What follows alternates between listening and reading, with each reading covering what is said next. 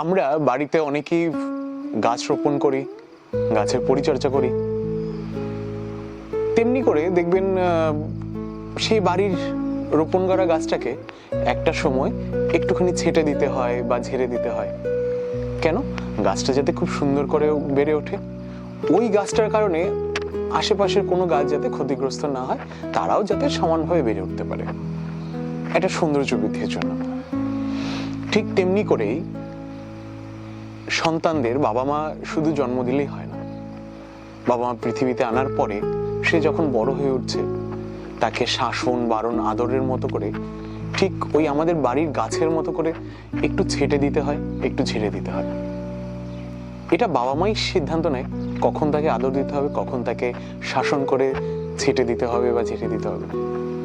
যদি এই কাজটি ঠিক সময় বাবা মা না করতে পারে, তখন সেই সন্তান যখন বড় হয়ে ওঠে, সে যখন বাইরের সমাজ ব্যবস্থার মধ্যে প্রবেশ করে, তখন তার দ্বারা, তার ব্যবহার, তার আচার আচরণ, সমস্ত কিছুর দ্বারা বাইরের মানুষ যাতে ক্ষতিগ্রস্ত না হয়, তার কারণেই ওই ছোটবেলা থেকেই তাকে একটু শাসন বারণ ঝেঁটে দেওয়া, এইগুলোর মধ্যে দিয়ে বড় করতে হয়।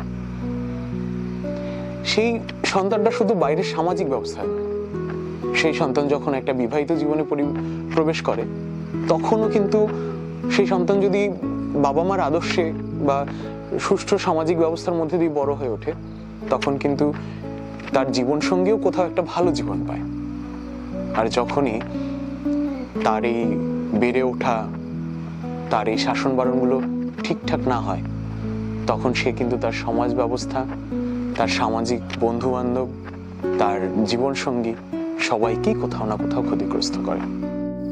সন্তান শুধুমাত্র আমার নিজেকে বয়সের সময় দেখভাল করবে তার জন্য নয়। সন্তান জন্ম দেওয়ার মূল উদ্দেশ্য সমাজের উন্নতি সাধন, তার দ্বারা যেন সমাজের কোথাও একটা ভালো হয়।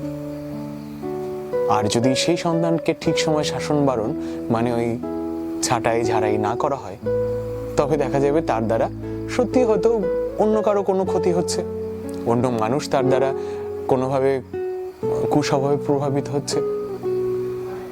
তো সবকিছুর মূলে একটা নিয়মানুবর্তিতা।